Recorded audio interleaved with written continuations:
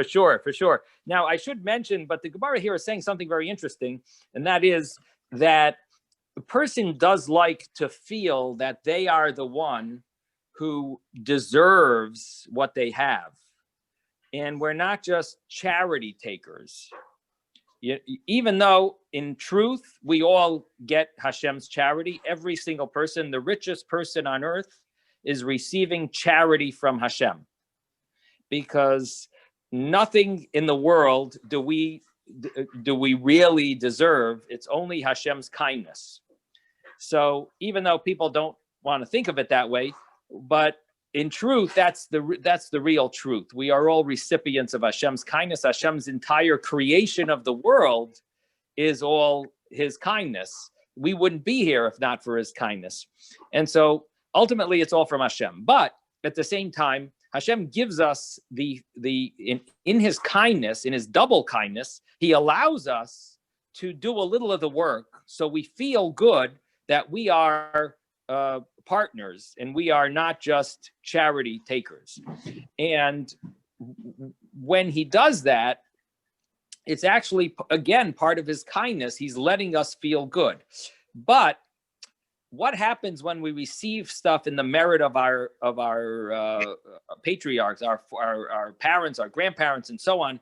We are now not enjoying the full credit that we would like. We would like to feel that it's in our merit, and therefore the Gemara concluded here this interesting point that even though it's in the merit and we're a continuation of the patriarchs and so on, but really it's mar hulai, it's bitter.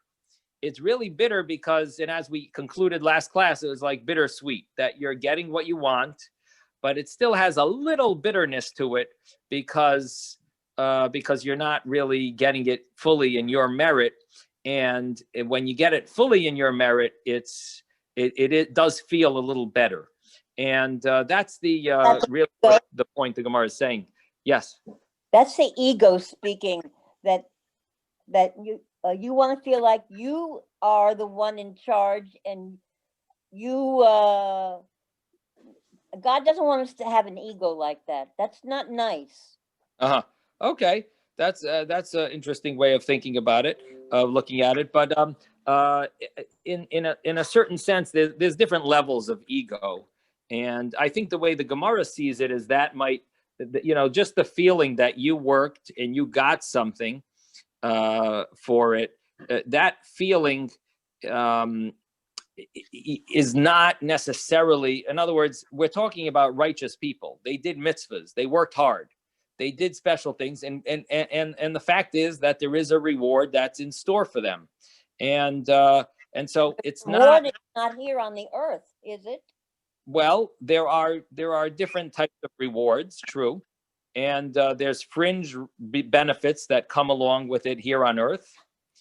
And there's major reward that's in the world to come. So it's a good question you're asking, because it does say that the main reward is in the world to come. So that's a good point.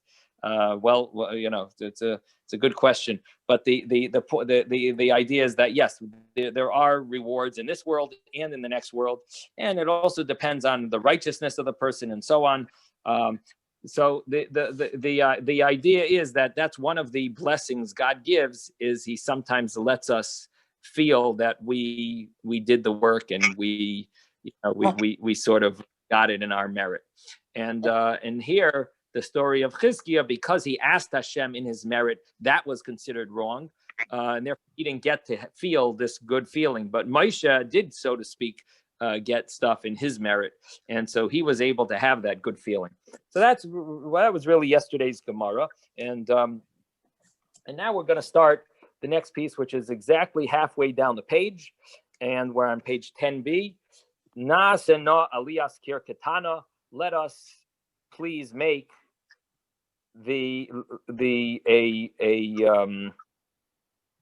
literally it would mean a second floor, an alias kir katana, a small room in the second floor. But the Gemara is going to have different ways of two different ways of translating it. And this is the Isha Hashunamis. This is the woman from Shunam that was telling her husband that she'd like to make a special room, private room for Elisha. In the past, he would come to their house, and she said, "You know what? This is a holy man. Let's give him a little better accommodations. Let's get the construction guy over here, and let's build for him, and more privacy for him." And that's really what the Gemara is going to discuss now. This verse, and the reason why it's discussing it is because we mentioned the story earlier about Elisha. So the Gemara says that the Gemara says that let us make this, brings this verse, Rabu Shmuel, and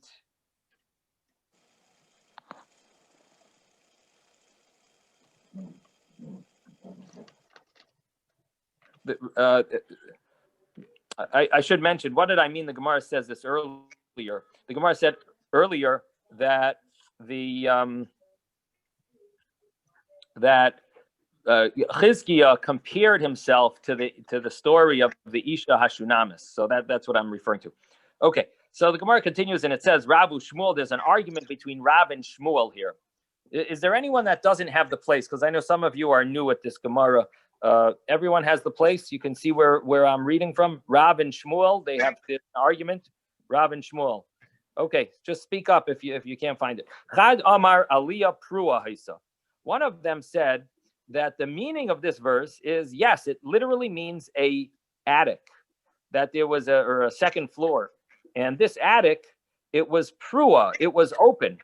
And the Kiruha, and they covered it. It was an open roof, and they made a ceiling for, now Elisha will be able to dwell there because they made a ceiling.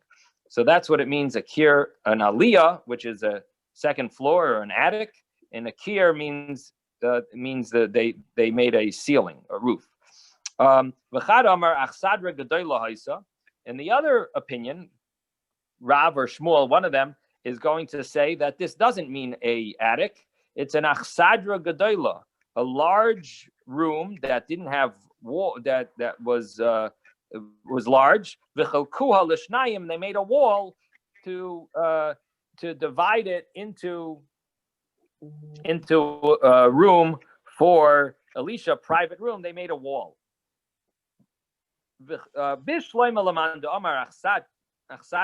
This goes good. This is good. This is understood according to the opinion that this is an achsadra, that it's a room that they made a wall.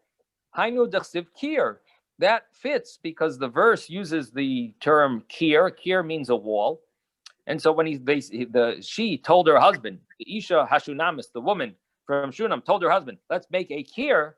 Kir means a wall. So that means they made a wall, not a roof. So it fits very good. They divided a room into two. They made a kir. And so that's understood. But according to the opinion that it means a attic, my kir. What does it mean, kir? Kir means a wall, not a roof. So the Gemara answer is yes, it could mean a roof also, because kir could mean kiruha. They roofed it. There is a term kir that could mean roof. So that's the meaning of the word kir. It could either mean a roof or it means a wall.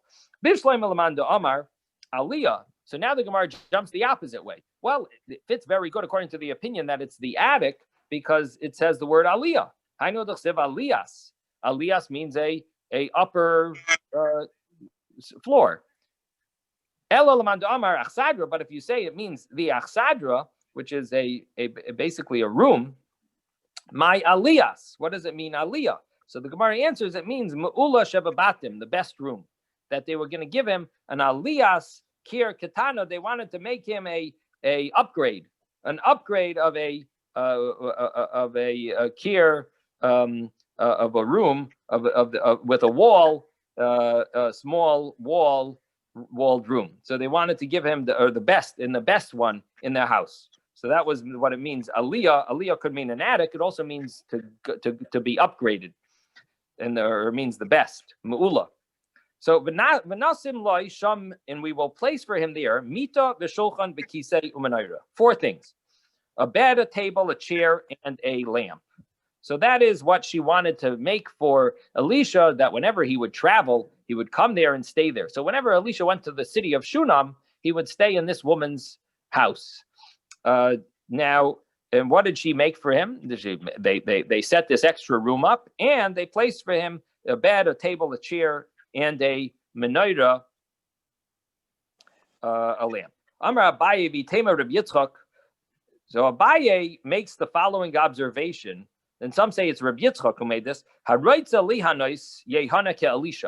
If a person wants to benefit from people, he can benefit from them, like Elisha did. And if a person doesn't want to benefit from people, al yehana, they shouldn't benefit. Kishmuel haramasi, like Shmuel from Ramah. Shmuel, it says, never took anything from anyone. But Elisha, you see, Elisha was staying in different people's houses. When he went to Shunam, he stayed in this woman's house all the time. He stayed in there. He stayed there. He used their bed, their table, their chair, the lamp. He was benefiting from people. But Shmuel, it's interesting that we find a verse that hints to the fact that Shmuel never took anything from anyone. Where's the source? As it says, Shenemar uchuvasai haramasa. He returned to Ramah, kisham beisai, because that's where his house was. V'amar Rabbi Yochanan. And Rabbi Yochanan says, "Shekol makim shahalach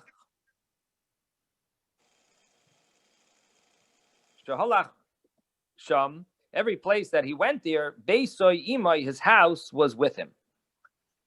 So, the verse earlier, Rashi brings that the verse earlier says that. He would travel around and he would judge the Jewish people, and then he would return. And here, in the verse now says, because that's where his house is. Now we know that his house is there, and it must mean that all of his travelings, wherever he went, that's where his house is. So the verse is telling you, Kisham Beisai is telling you that wherever he went was where his house is. And that's what the Gemara says.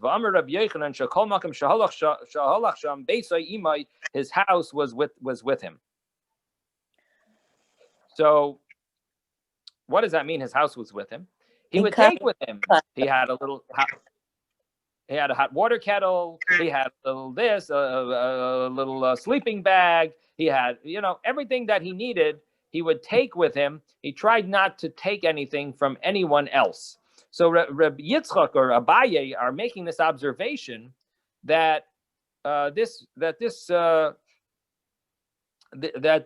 way of doing things, we find the opposite with Elisha and with Shmuel, the famous prophet Shmuel. He did not take anything from anyone, and Elisha, we find, was a recipient of gifts. So how do you deal with this different way of doing things? So the way Shmuel, Abaye, and Reb Yitzchak want to say is, it seems like it's, whoever wants to follow this path, you could follow this path. If you want to follow the other path, you could follow the other path. That's what the way the Gemara seems to understand it. Seems to be saying that's what that it's up to you if you want to how you want to act. Both ways are justified. Does anyone want to say anything about this? Anyone have any thoughts about receiving? Yeah, Rabbi, I'm wondering if Shmuel, was he also a judge? Did he do that because judges are not supposed to receive bribes and stuff? Oh, was that part of his role? Because Elisha, Elisha was mostly like a prophet and things, but did Samuel, anyway, I'm just wondering about that. That's great, because the Meiri says exactly what you said, that the reason why Shmuel did not take anything was because he was a shofet. He was a judge, and a judge, of course, is prohibited to take anything from anyone. And possibly it looks like he might be taking bribery. But Elisha was a prophet. A prophet is allowed to benefit. So very, very, very nice. I'm glad you said that. There is a marsha here that says that when a person is traveling, they are considered, well, there are a few issues really with receiving gifts. That's really the truth. There's a few problems with taking stuff. There is a pasuk in Mishlei that says Soine matanos yichya. A person who hates getting gifts lives, and which implies like it's really better not to take stuff from other people. People. 1 second. You have what? I have to go I can't hear to the door. Somebody's at the door. You don't have to tell us. You could just you don't tell us any that. Okay, so Coming. the interesting thing here is that so I did mention number one, there's a pasuk that says you shouldn't receive anything. Now the Meiri says another point, and he says, look at what Elisha did. On the one hand, he took gifts from others. He stayed in this woman's house, but at the same time, he also returned. He also gave. What did he give? He gave her a bracha to have a child, which we'll soon read about. And so in a certain sense, it wasn't just taking, he was also giving. And possibly that is answering the problem of not to just be a recipient, that what it says in Mishlei, a person shouldn't, it's not good for a person to take gifts. One who despises gifts will live, which basically means that, you feel good that you're not just, you're not living off others. Of course, Hashem places in the, Hashem gives everyone different challenges. And one of the challenges in life people have to go through is sometimes they have to be recipients. Someone's sick, someone's this, they receive gifts from others. And so, of course, if a person's in a situation where they need to receive gifts, they should, they shouldn't feel bad. But what the verse is saying is, if you have a choice, if you're able to, then it's better not to have to receive gifts. So the thing is that there's also a place where it says that a person shouldn't benefit from Torah study. So that also implies like maybe a Torah scholar shouldn't receive gifts. So Maimonides writes that person shouldn't benefit from his Torah study. Maimonides writes in his explanation to the Mishnah, he says that that Mishnah is referring to not making a livelihood out of your Torah study. And as we find, many of the great scholars, they used to have side jobs, and that's how they made a living. And so they didn't use Torah as a means for parnasa. Of course, it's an act of chassidus to do that. It's beyond the letter of the law, but it's better, because of course we know people do, teach and they get paid for it. Rabbis do work, as rabbis, podium rabbis, or rabbis of communities. They get paid for teaching Torah and so on. And so ultimately, there obviously are leniencies, and one of the leniencies is they're not really getting paid for what they're teaching Torah. They're getting paid for time, just for their time, but not like a full-fledged salary. But it's not so simple. And of course, there were rabbis that didn't want to take anything for all their work. And as it says in the as there were rabbis of the Talmud that used to they used to work on the side. It's interesting because Rav Moshe Feinstein has a tshuva. He has where he talks about a rabbi taking a salary, and he says that if the rabbi doesn't take a salary because he doesn't need it, it's a problem. Even if he doesn't need it, he should still take the salary, because what's going to happen if communities think that they don't have to pay the rabbi, and then you're going to come to a situation where there's rabbis that need the money, and the community will be used to not paying salaries to a rabbi. So he says, therefore, you really, it's very important to take the salary, even if the rabbi has a side job. It's another way of looking at it. But in any event, concluding, the Rambam says that making a living from Torah is a problem, but to take a gift, that's not such an issue. Occasional favor. Now, the Maharsha over here, he says that what about the verse in Mishlei that I mentioned, that a person who despises gifts lives, and it implies you shouldn't really you shouldn't really receive.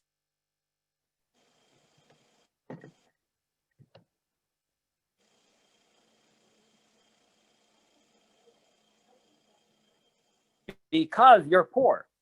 And when you're in because the person who's traveling, even if they have money, but they don't have, you don't bring with you, shoe polish, and you don't bring with you, all these extra stuff that you might need and you'll come in need of, and how much food can you bring along, so you're going to need ice and this, whatever it is that you need to, you need to replenish, along the way.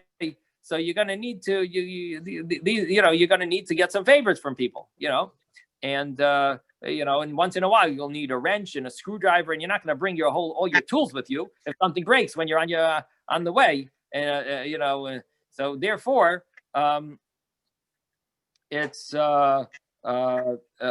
you're considered poor when you're traveling, even if you're wealthy, because you lack basic necessities, and that would be, so that's why it's not a problem of receiving gifts when you're a traveler. Now,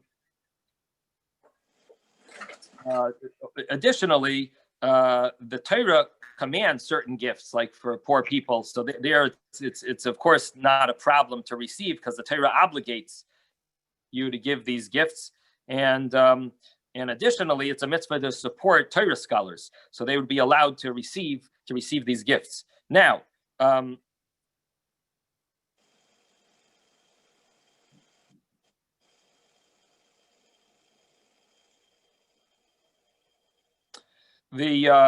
is an interesting explanation on the Gemara. I should mention that if you read the Gemara, what we just concluded, it says over there that wherever he went, his house was with him.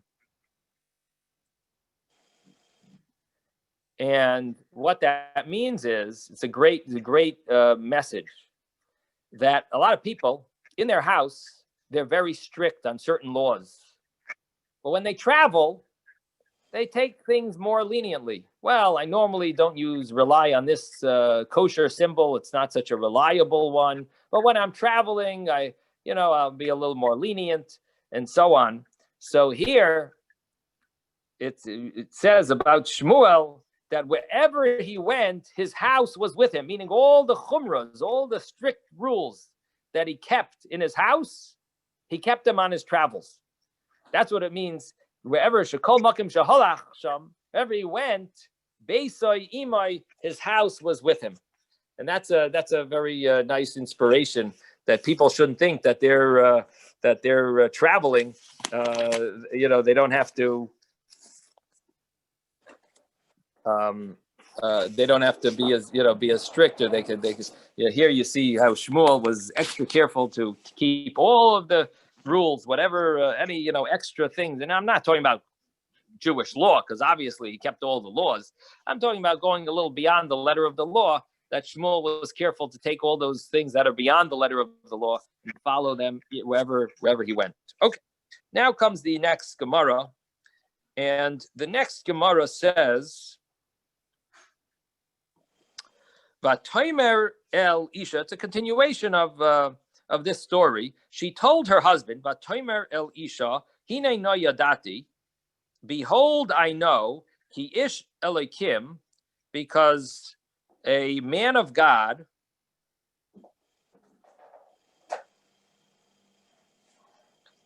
Kadoishu, holy is he. That this is a ish Elokim Kadoshu. He is this person is a man of God. So whenever Elisha traveled, he always had his helper, his assistant with him. And the verse tells us that she told her husband that I really want to do something special for this man because he is a man of God. Now, note, number one, she seems to know that he's a man of God. And number two, she doesn't seem to talk about the assistant. So let's see what the Gemara says. Amar Rabbi Yosef Reb Chanina. Rabbi Yosef Reb Chanina says, Mikan, from here you see, Sha'isha makeres ba'orchin. A woman recognizes stuff in guests, Yoser min ish, more than the man.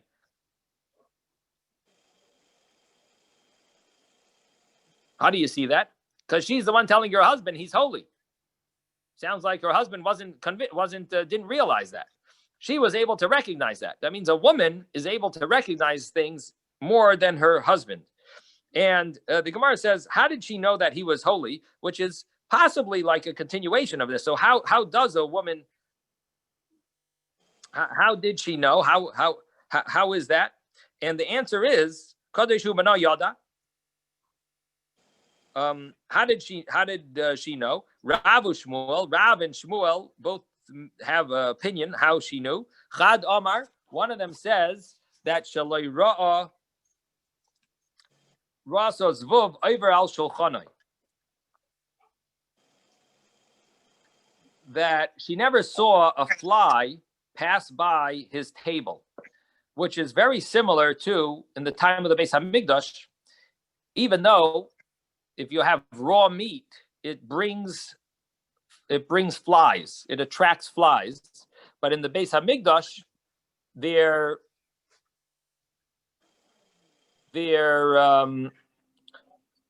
were not any flies. One of the miracles in the Beis Hamikdash was that there was not any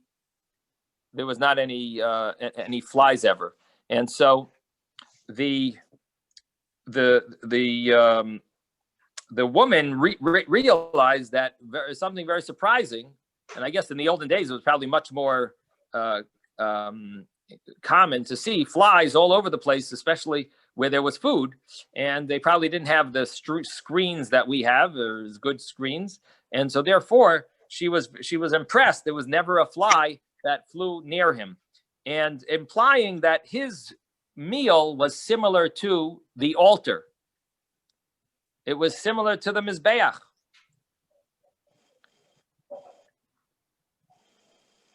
That he never had a fly, and the reason is because he ate for Hashem. He ate l'shem shamayim. In other words, he wasn't eating in order to enjoy the food. He was eating in order to serve Hashem. And when you eat in order to serve Hashem, it's like you're like the Beis Hamikdash, because in the Beis Hamikdash they would slaughter animals and they would use them in order to honor Hashem.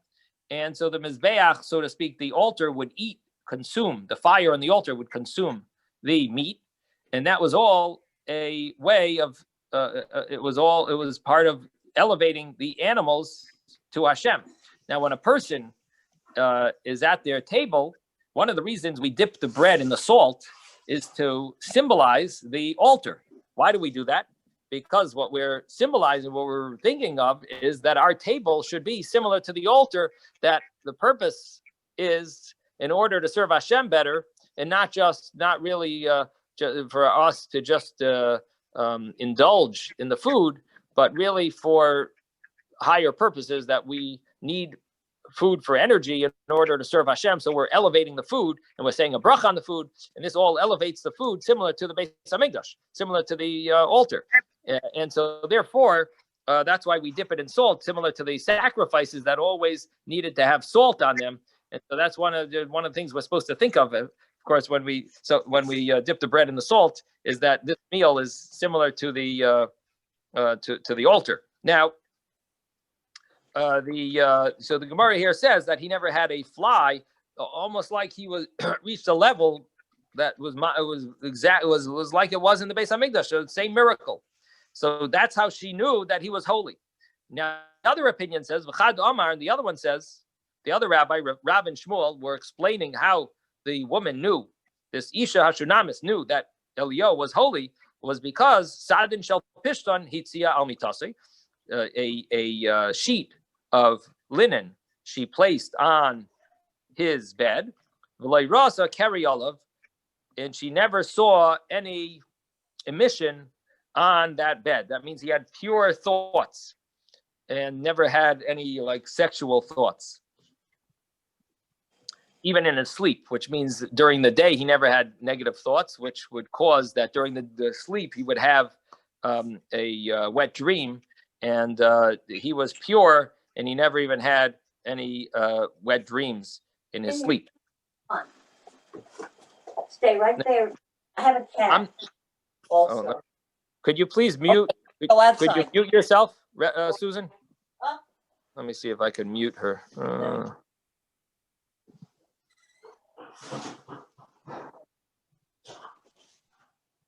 Okay. Oh. Okay.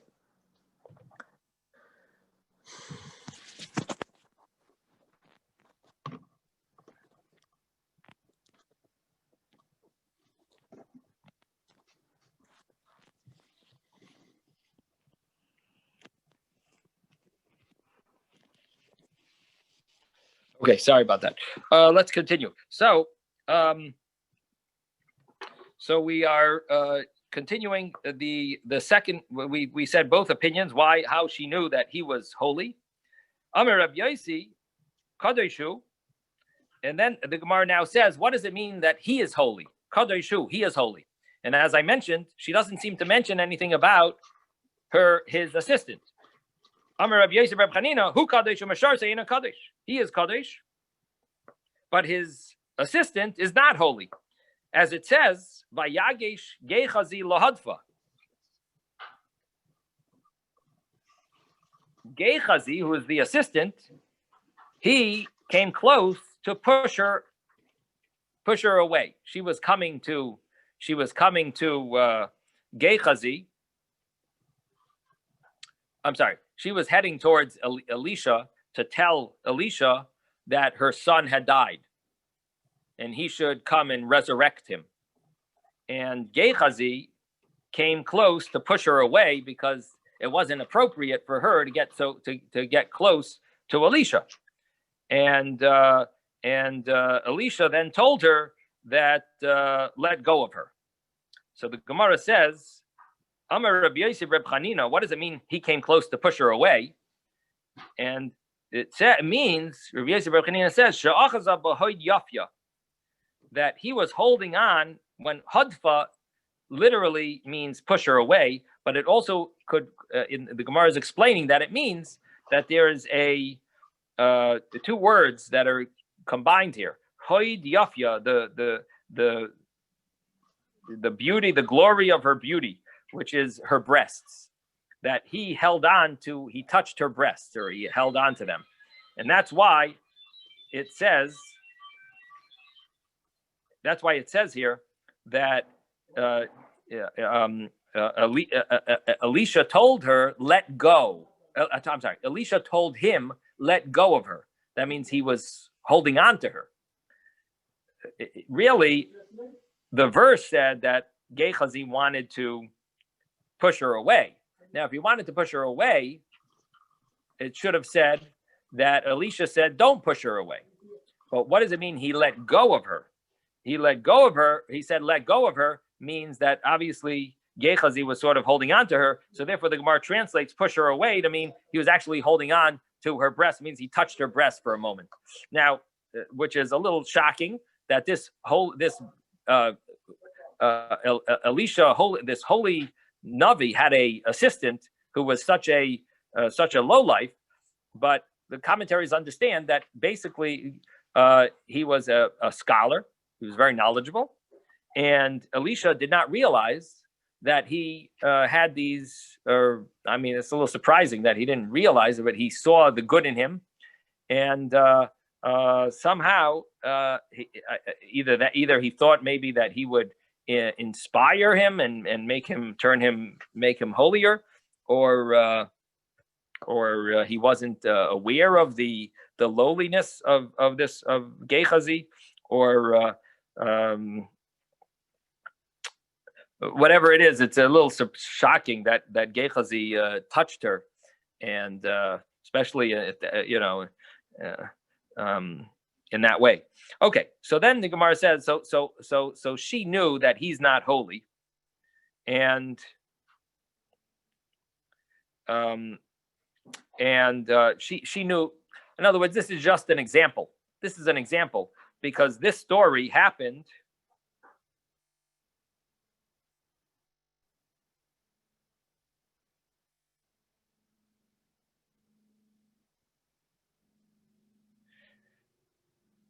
Actually, I'd like to look it up.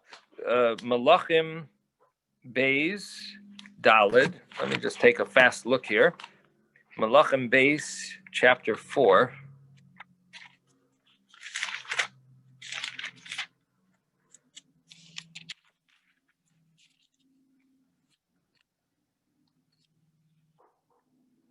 So in verse 10, it talks about her.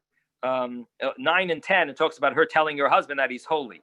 Then comes the story where she has a child. Then the child dies, and then she goes to see him, and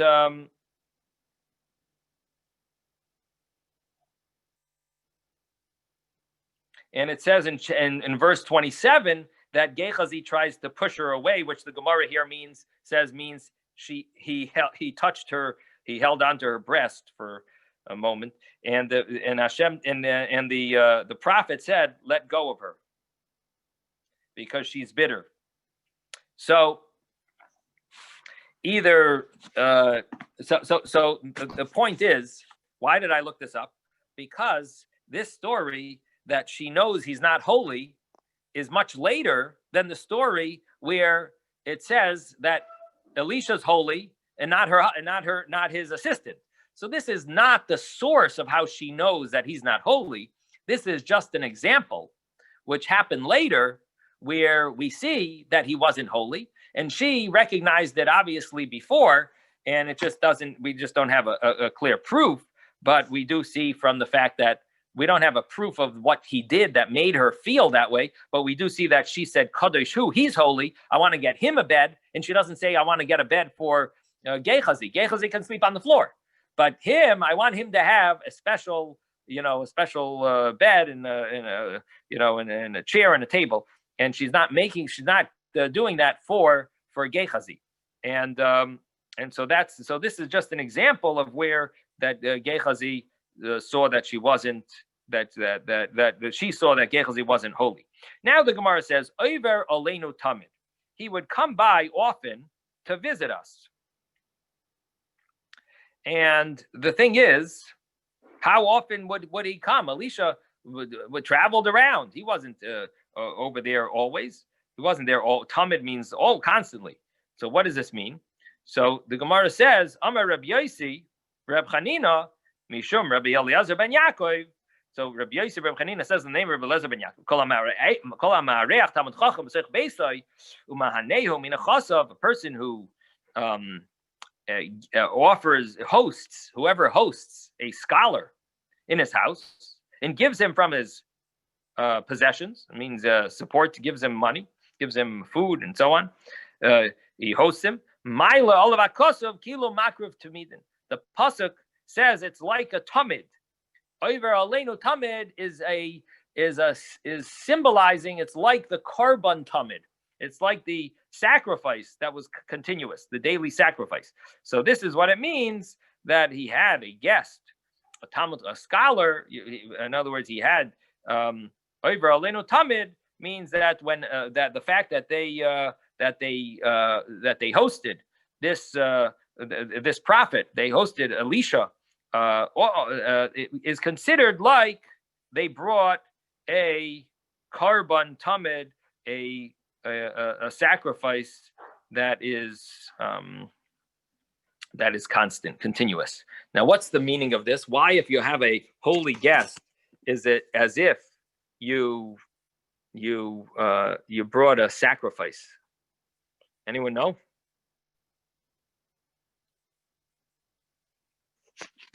Anyone see any commentary on their Gemara? Maybe the Steinsaltz or the Art Scroll. Why is it as if you bring a sacrifice? If you have a guest, a holy guest.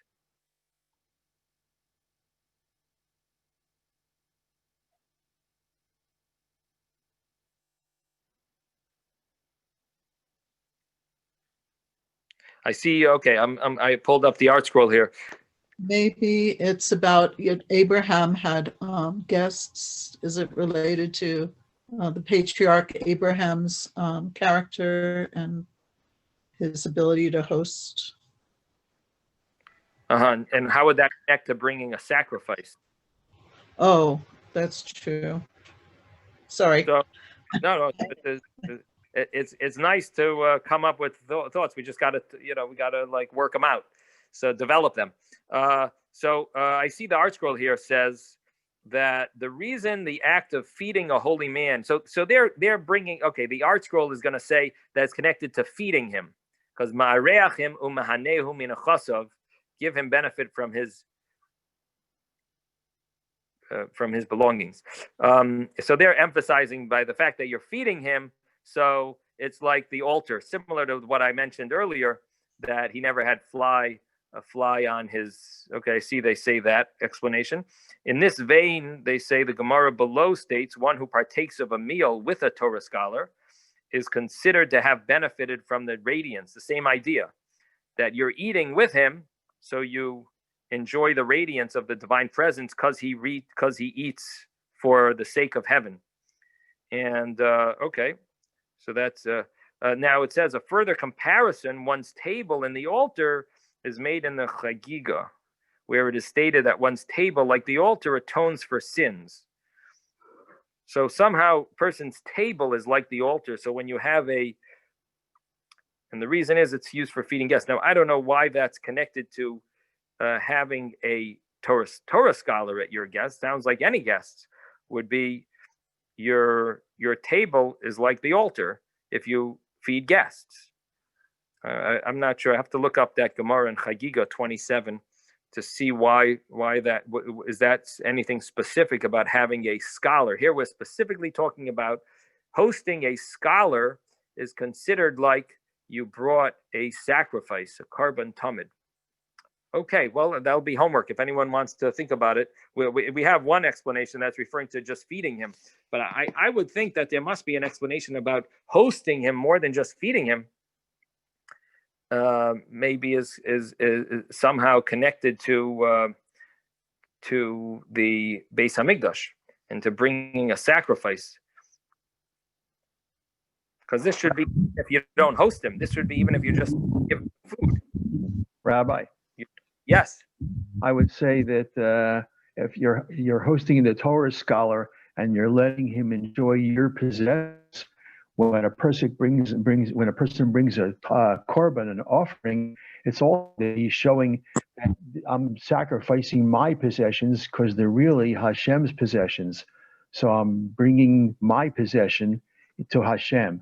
And the other connection is that he passed by us continually, Tamid, and the offering is called a Tamid because it's offered on a daily basis.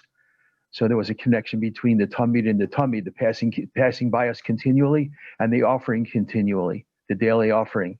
Right. Is that the way the Steinsaltz learns it? They seem to say that he didn't pass by all the ways, and that's the reason why we're bringing. In other words, the first thing you said is beautiful, beautiful insight.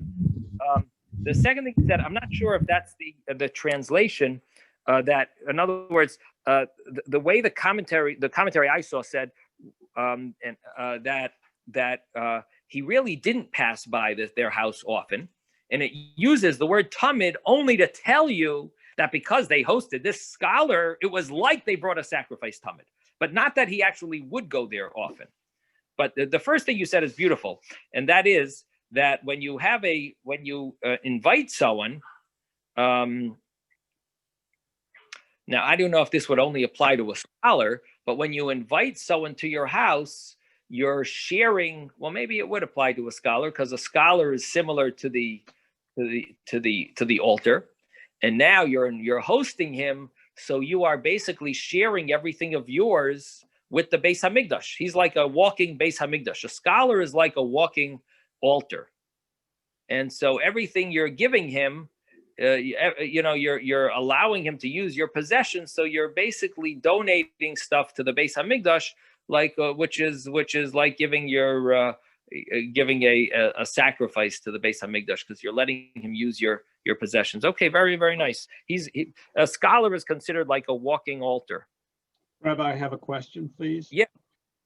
I never really considered, when in the text they talk about the sacrifice, the one actually ate the sacrifice. And I guess I don't know any of the commentary relative to why you should or why you shouldn't, or again, the wherewithal of having a sacrifice and what happens to the animal that's sacrificed. Is that relevant to conversation or values? I don't know. Well, it's a good question. And the answer is that there are many different types of sacrifices. And some of them were eaten by the owner, some by the Kohen, and some were only eaten by Hashem, by the altar. And if you want to read about it, it's in the beginning of the prayer book, right before the morning service. There's like a preliminary that not everyone says. And those few pages right before the morning service starts, it talks about the sacrifices and it gives you the details. And so if you want to read, you could check it up there. But thank you. So, and then you could, of course, develop your thought and see if it applies. That would be nice to see if you come up with anything. Okay, so now, let's see. We have another minute or two. Let's see. Yes, we have 2 more minutes. Okay. V'amar Rabbi Yosi Reb Chanina, Rabbi Yosi, the son of Reb Chanina, says, Mishum Rabbi Eliezer ben Yaakov, in the name of Rabbi Eliezer ben Yaakov, Al Yamid Adam b'makam gavaya. A person should not stand in a place that's high up. V'yaspalel and daven. El b'makam namuch. He should pray in a place that's low. V'yaspalel and pray there. Shenemar, as it says, Mima makim, from the depths, Krasicha Hashem, I call to you Hashem. Tanya nami hachi. We also have a brisa that says a similar thing. La yamid adam. A person shouldn't stand loyal gabe kisei, v'loyal gabe srafraf, not on a chair, not on a platform or a stool, v'loy b'makam gavaya, and not in a place that's high. V'yaspalo, and pray there. Ela b'makam namach v'yaspalo, only in a low place. Now, what does this mean? You can't stand on a chair, on a stool, or on a place that's high. What it's implying is there's 2 different. There's 2 points here. The reason for not standing on a chair or a stool is because it might fall. And additionally, another reason is that you can't stand in even on a place that's high, even though it's solid and it's attached. You shouldn't stand on it because lefi she'ein gavos lefnei hamakim. There's no haughtiness before Hashem. Shenemar, as it says, Mima makim krasich Hashem. From the depths I call out to you, Hashem. Uksiv, and it says in another place, Tefillah la'ani kiyatoi, for prayer of the poor when he enwraps himself. That means that a person should present themselves as humble, not as arrogant when you are praying. That's the way a person should present themselves. And then the Gemara says, Rabbi Yosi Reb Chanina, Mishum Rabbi Eliezer ben Yaakov. Rabbi Yosi Reb Chanina says the name of Rabbi Eliezer ben Yaakov. Person who prays should make sure their feet are together, close together. Shenemar, as it says, Ragleihem regel yeshara. Their feet, the angels it's talking about, is a straight foot. It's like it looks like one. What does it mean? What does it mean? Don't eat on the blood. Don't eat before you pray on your blood for yourself. Meaning that it should have said don't eat blood. It says don't eat on blood. What does it mean? Don't eat on blood. It means don't eat before. On means before you pray for your soul.